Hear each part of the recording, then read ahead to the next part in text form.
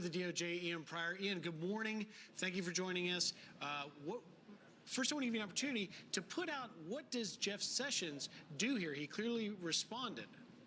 Well, look, I mean, this is the latest public airing of sort of the grievances between the Attorney General and the President. But this is not new. This has been going on since March of last year when the Attorney General recused from the investigation pursuant to 28 CFR 45.2.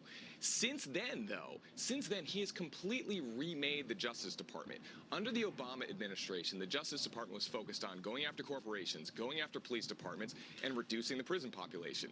In this year and a half, the Attorney General has completely turned the direction around so that they're focused on reducing violent crime, fighting the opioid crisis, enforcing immigration laws, and protecting people's religious liberties and First Amendment rights.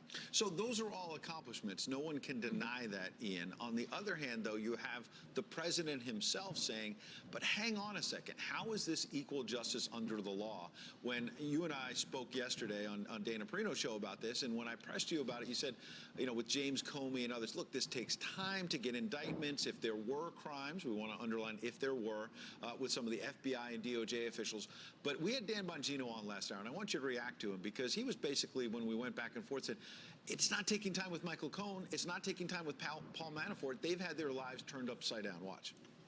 And there are people in the Justice Department who, at the top of that pyramid of wants and needs, have put the targeting and prosecution of Trump, his family, and the campaign at the top of that pyramid. It is time to fire Rosenstein. I think Sessions, after the midterms, it may be time to move on as well.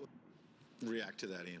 Sure. Well, what I can tell you is at the top levels of the Department of Justice, there are Trump Senate-confirmed appointees. Throughout the United States Attorney's offices, the majority of U.S. Attorney's offices have Trump appointees that are Senate-confirmed. If there is a case to be made against Hillary Clinton, her associates, or James Comey, they are going to make that case. But they're not going to be swayed by political considerations. And they are not going to talk about it. They're not going to tell the press. They're not going to tell Congress. They're not even going to tell the president. But this how is it that James all of these Comey guys, show. I mentioned Manafort, I mentioned Michael Cohen, you've got 2 Republican members of Congress who have been indicted. Are they all just corrupt on the Republican side? You're a Republican. Is it just only Republican corruption? I think people are waking up saying, is there not a single Democrat who's done something wrong in politics?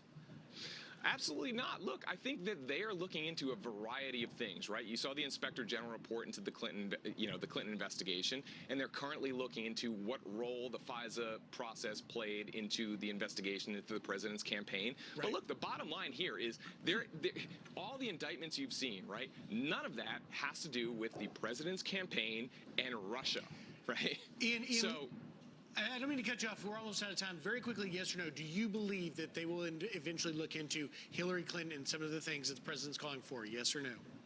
Well, look, I don't know, and that's kind of the point, right? I'm not supposed to know. The people that need to know, and those are the investigators, the prosecutors, and the people at the highest level of the Justice Department, and we'll see where it goes. All right, Ian Prior, thanks for coming in. in. Ian. Thank you.